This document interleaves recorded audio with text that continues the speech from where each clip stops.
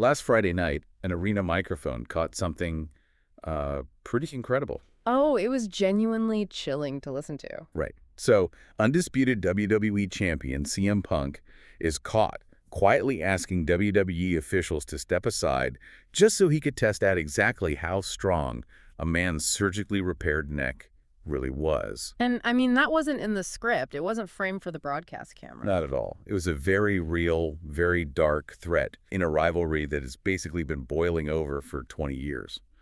So welcome to today's deep dive. Glad to be here. We have a lot of ground to cover. We really do. We have a highly specific mission for you today. We're getting you fully armed and prepped with, well, every ounce of backstage context you need for tonight's broadcast. Right, August 14th, 2026. Exactly.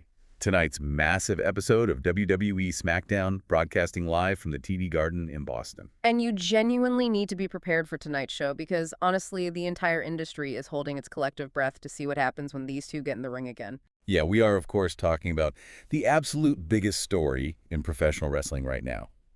The brewing, totally unscripted war between CM Punk and the #1 contender, Kevin Owens. Just massive. It is.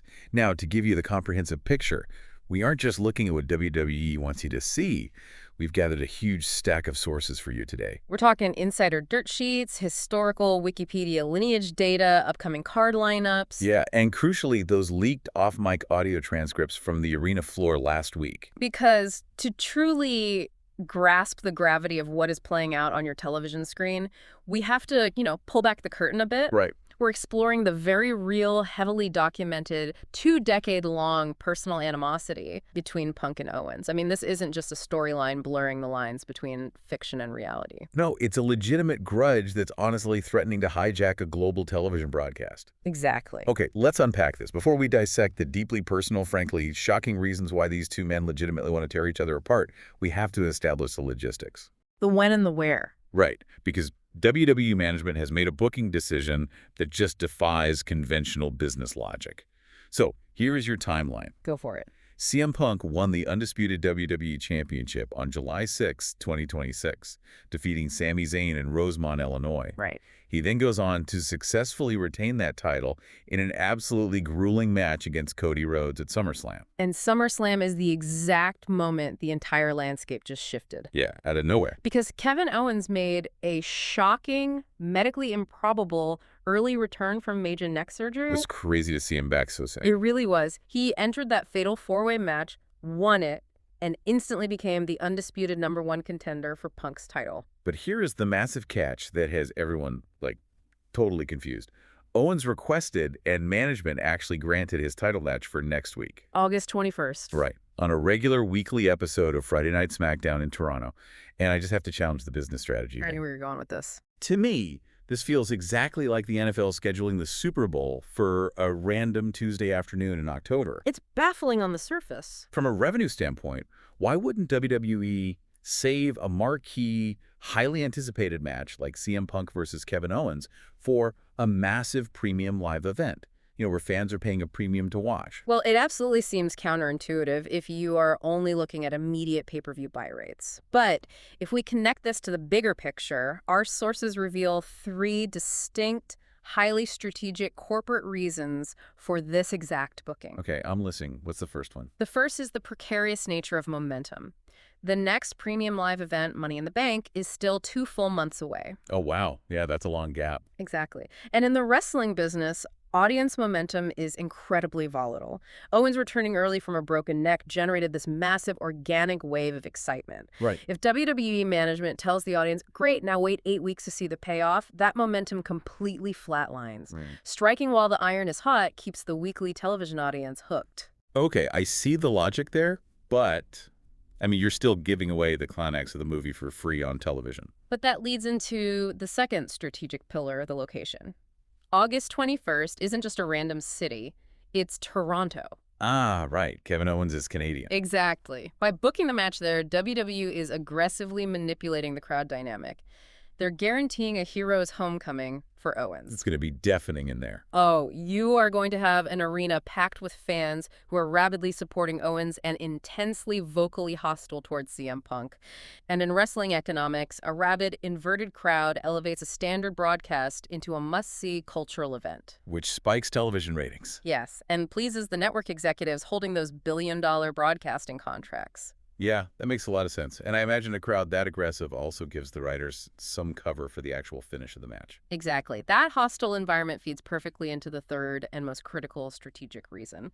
Booking this on a weekly television show provides WWE with a structural out. What do you mean by a structural out? It allows for a controversial, chaotic finish that they could never get away with on a major premium live event where fans paid specifically for a clean resolution. Oh, like a non-finish or a huge run-in. Right. Think of booking this match on free TV like a casino handing you a free cocktail. They are willing to take a perceived short-term loss on giving away a big match because they know a controversial, unresolved finish will trap you into buying the pay-per-view next month. Wow. Okay, so this Toronto match is strictly chapter 1 of a multi-chapter corporate strategy. Precisely. Which means tonight's show in Boston is essentially the final volatile face-off to sell that Toronto showdown. It's the ultimate hard sell. And just to set the stage for you, if you're tuning in tonight, alongside the Punk and Owens confrontation, we're looking at a pretty stacked card. Oh, definitely. We've got Baron Corbin defending his U.S. title against Carmelo Hayes, Tiffany Stratton taking on JC Jane, and a massive three-way tag title match. But let's be honest, the shadow looming over the entire broadcast is undeniably Punk and Owens. Oh, 100%. Because that controversial finish we just talked about is almost mathematically guaranteed. Yeah. And the reason for that is the tension we are seeing isn't just brilliant character work. It is fueled by actual unvarnished hatred. Yeah, let's talk about the off-mic incident from last week's SmackDown. Because knowing how much they despise each other off camera creates a massive problem for the on-camera scripts. It's a real liability. So, after their official televised verbal segment ended, they dropped the microphones.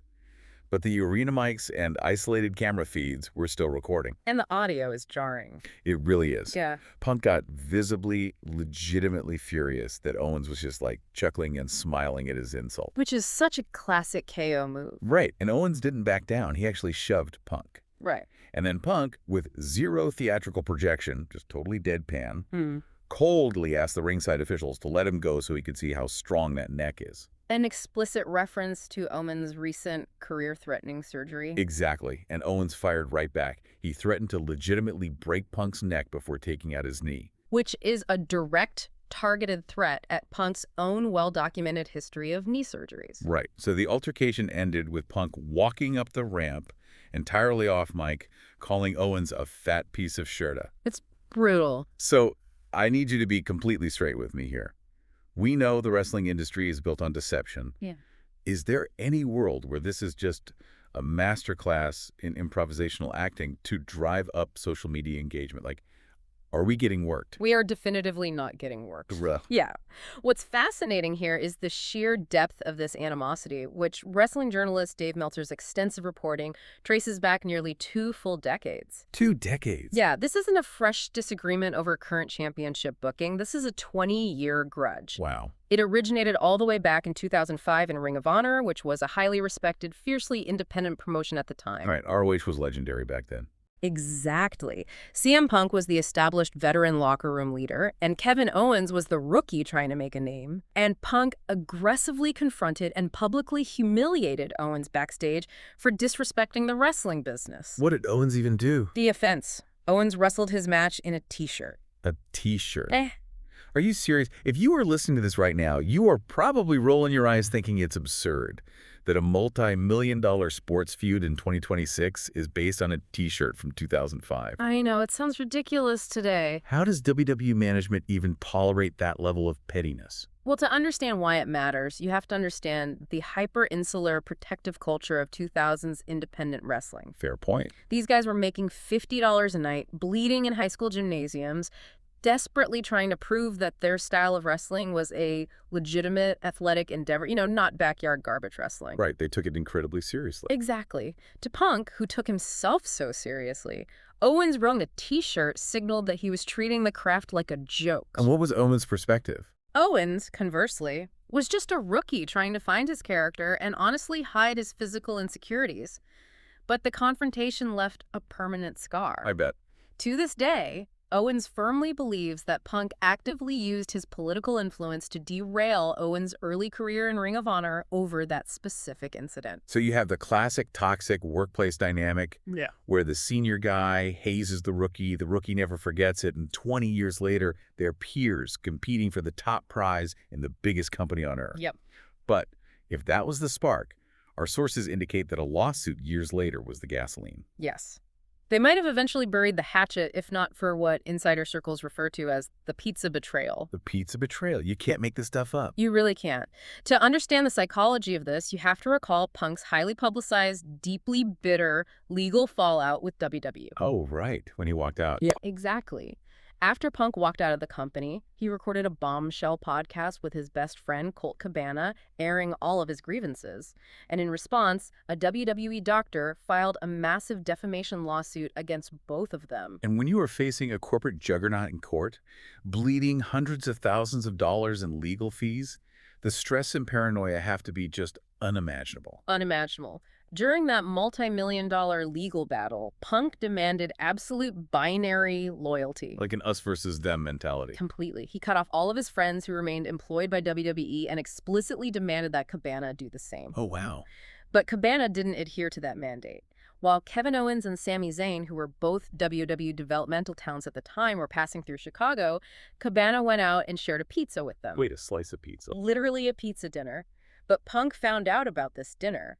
In his paranoid state, Cabana fraternizing with the corporate enemy was an unforgivable betrayal. That is wild. That single pizza dinner initiated a chain reaction that completely destroyed the lifelong friendship between Punk and Cabana. And Owens was just caught in the crossfire. Because Kevin Owens was the guy sitting across the table, he is permanently, intrinsically tied to the darkest, most stressful period of Punk's personal life. That is genuinely staggering. A slice of deep dish pizza in Chicago acts as the catalyst that destroys a friendship and cements a legitimate blood feud. It's the butterfly effect of professional wrestling. It really is. And the real-life proxy war doesn't end there, does it? Because Owens' closest friends outside of WWE are the exact same guys Punk famously fought. Precisely. Kevin Owens is extremely close friends with the Young Bucks and Kenny Omega. Oh, man. Yeah. For anyone following the broader industry, you know those are the exact executive vice presidents and performers that CM Punk got into a legitimate, bloody backstage fistfight with at AEW's Brawl Out event. Right, which is what ultimately got Punk fired from AEW. Exactly. That brawl led to Punk being fired and returning to WWE. So Owens isn't just a guy Punk disliked 20 years ago. Owens is the best friend of almost every single person CM Punk has gone to war with over the last decade. So you take 20 years of corporate grudges, legitimate paranoia over legal fees, and literal backstage brawls, and you tell these two guys to go into a ring next week in Toronto and pretend to fight for the undisputed championship. It's a powder keg. A clean, honorable, one-on-one wrestling match is practically impossible at this point. The personal animosity almost demands chaos. Oh, it is a structural certainty that the match breaks down. WWE booking wouldn't put them in this position on free television if they didn't intend to capitalize on that chaos. Well, here's where it gets really interesting, though. When we look at how WWE might weaponize this real-life heat, we have to look at a recent untelevised live event in Manchester. Yes, the Danhausen incident. Right. Because what happened there completely flips the psychological dynamic of the match. Kevin Owens is traditionally positioned as the hero right now, right? Yeah. The resilient guy returning from neck surgery. He's the ultimate babyface in this scenario. Exactly. But in Manchester, Owens grabbed a microphone, called out former AEW star Danhausen, who happens to be a real-life close friend of CM Punk, asked him if he was friends with Punk, and the second Danhausen said yes, Owens hit him with a stunner. Out of nowhere. Why would WWE have the returning hero attack an innocent guy at an untelevised show? They were testing the waters for a heel turn. You think so? Absolutely. Live events are the perfect laboratory to test how a crowd reacts to a character shift before committing to it on global television. It makes perfect narrative sense for Owens to become the villain here. How would that play out? He could easily lure Punk in with fake respect, pretend he wants a clean fight to honor the championship, only to hit a low blow the very moment the bell rings. Oh, man. And the brilliance of that potential heel turn is that his motivations wouldn't even be fictional. Exactly. If he turns heel, he has legitimate storyline grievances to justify it. He can point to Punk's notoriously fragile ego. True. He can remind the audience that Punk took the undisputed championship away from Sami Zayn, who is Owens' best friend. Right, which brings it all back to the title. And Owens can absolutely look down the camera lens and claim that while he was at home suffering through agonizing neck rehab, Punk was swooping in and stealing main event opportunities from the guys who actually carried the company for the last 10 years. Wow, yeah. It's the perfect villain motivation because it is rooted in a perspective that the audience can actually argue is true. It's totally believable. But here is the major complication for next week. Even if Owens tries to cheat, it's not just the two of them we have to worry about. With a prize this big and a match this volatile, the rest of the locker room isn't just going to sit in the catering and watch the monitor. No, they definitely aren't. And this raises an important question about who else might interfere to protect the title lineage or further their own agenda. We've got a lot of moving parts here. We do. WWE relies on chaotic interferences, often called a dusty finish, to advance multiple character arcs simultaneously without making anyone look weak by taking a clean pinfall. Right. Based on our sources, there are 5 massive wildcards circling this match, and they fall into 2 distinct camps: the business assets and the emotional anchors. Okay, let's start with the business assets, the guys who strictly want the championship. Yeah. First up is Gunther, the ring general. The final boss, basically. Yeah, he was in that fatal four-way match at SummerSlam that Owens won to get this title shot. But Gunther wasn't the guy who actually got pinned. And in the rigid logic of wrestling booking, Gunther has a legitimate contractual grievance. He was never actually beaten. Right, he didn't lose his claim to the title. Exactly. He has been systematically dismantling opponents for years to get a world title shot. He is not the type of character to politely stand aside while Owens jumps the line. Gunther interfering out of pure, violent frustration is highly probable. That makes total sense. And in that same camp of title chasers, you have Randy Orton. Oh, Orton is a huge factor. Orton just made his massive return at SummerSlam, and he came back with a vengeance. He hit Cody Rhodes with an RKO and explicitly cost Cody the championship match against Punk. Right, because Orton is driven by one singular historical obsession right now, tying the all-time record by winning his 15th world championship. He doesn't care who he has to step on to get it. He stated explicitly on SmackDown that he doesn't care whether Punk or Owens is holding the belt. If they beat each other to a pulp in Toronto, Orton is exactly the kind of apex predator opportunist to slide into the ring, take them both out, and stake his claim. But WWE booking is all about interlocking storylines, which brings us to Cody Rhodes.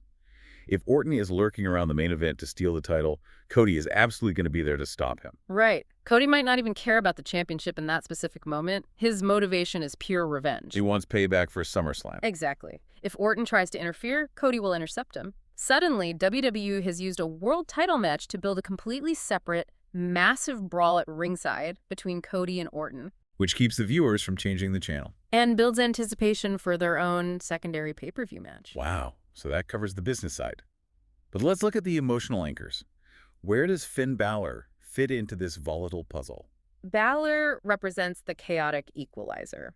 He was originally scheduled for a straight one-on-one contenders match before it got turned into the fatal four-way, meaning he lost his opportunity in all the chaos. So he's got a chip on his shoulder, too.